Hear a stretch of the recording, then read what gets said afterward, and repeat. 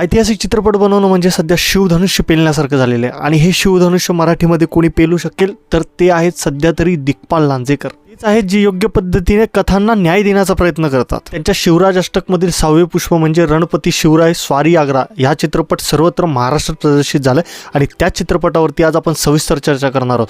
तर मित्रांनो, शेवटपर्यंत माझ्यासोबत राहा, कुठेही जाऊ नका आणि जर चॅनलला सबस्क्राईब केलं नसेल तर आवर्जून चॅनलला सबस्क्राईब करा. नमस्कार मित्रांनो, माझं नाव आहे रवींद्र आणि आपण सगळे पाहताय आपलं लाडकं यूट्यूब चॅनल रचनापुत्र रवींद्र. चित्रपटाची कथा सांगायचं झालं तर महाराष्ट्रातल्या प्रत्येक व्यक्तीला माहिती की कुठलं कारस्थान करून त्या औरंगजेबाने छत्रपती शिवाजी महाराजांना आग्र्याला बोलवलं होतं. तर त्या घटनेआधी काय झालं आणि घटनेनंतर काय झालं यावरती सर्व चित्रपट बेतलेला आहे. तर आता रिव्ह्यूला आपण सगळ्यात आवडलेल्या गोष्टींपासून सुरुवात करूया. तर मित्रांनो, चित्रपटाची सिनेमॅटोग्राफी आणि कॅमेरा अँगल ज्या प्रकारे आहेत ना, हे तुम्हाला फ्रेश पर्स्पेक्टिव्ह देतात. दिग्पाल लांजेकर यांचे मागचे चित्रपट बघा आणि हा चित्रपट बघा, तुम्हाला जमीन आसमानचा फरक या चित्रपटामध्ये जाणवून येईल. दुसरं म्हणजे चित्रपटात वाजलेलं बॅकग्राऊंड म्युझिक. हे बॅकग्राऊंड म्युझिक तुम्हाला तुमचं लक्ष स्क्रीनवरती ठेवायला भाग पाडतं. तिसरं म्हणजे चित्रपटाची कलर ग्रेडिंग जी आहे ना, ते मित्रांनो खरंच यावेळेस खरंच इम्प्रूव्ह आहे.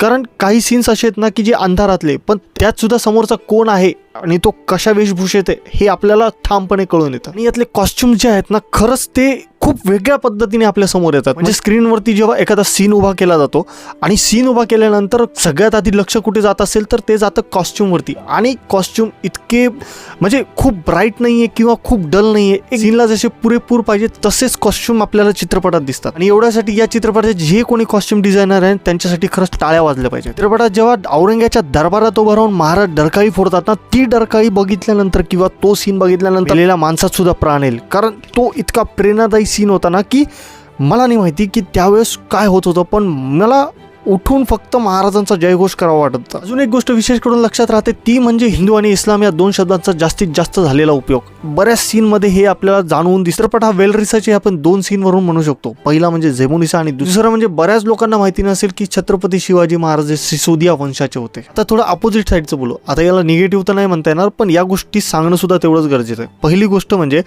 चित्रपट हा तुमचा पेशन्स टेस्ट करतो. बरेच सीन असे आहेत ना जिथे तुम्हाला ठीक आहे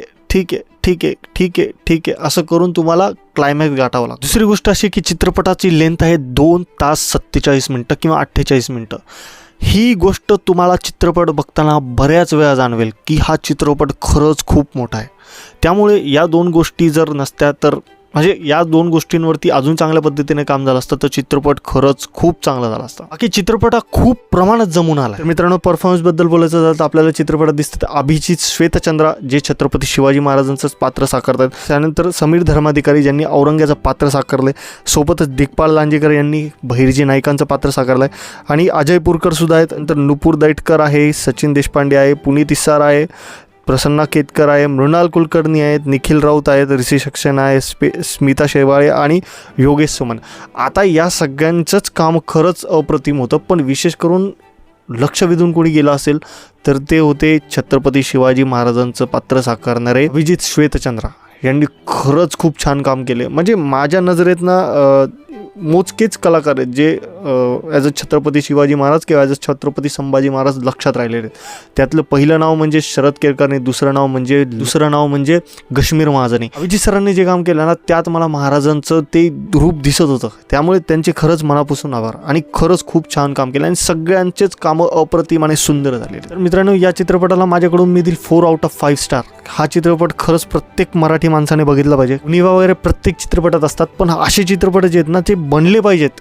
आणि मेन गोष्ट म्हणजे काय की महाराष्ट्रातल्या प्रत्येक लोकांपर्यंत पोहोचली पाहिजे. आज दुर्दैव असं की चित्रपट बघताना पूर्ण थिएटरमध्ये माझ्या शोला फक्त मी एकटा बघत होतो. ही खरंच दुर्दैवी गोष्ट आहे आणि ही महाराजांच्या चित्रपटासोबत होते याचं खरंच वाईट वाटतं. तर मित्रांनो, हा होता माझा रणपती शिवराय स्वारी आग्रा या चित्रपटाचा रिव्ह्यू. हा तुम्हाला कसा वाटला हे खाली कमेंट करून सांगा. आणि जर तुम्ही चित्रपट बघितला असेल तर चित्रपटाबाबतीत तुमच्या काय भावना आहेत त्यासुद्धा खाली व्यक्त करायला विसरू नका.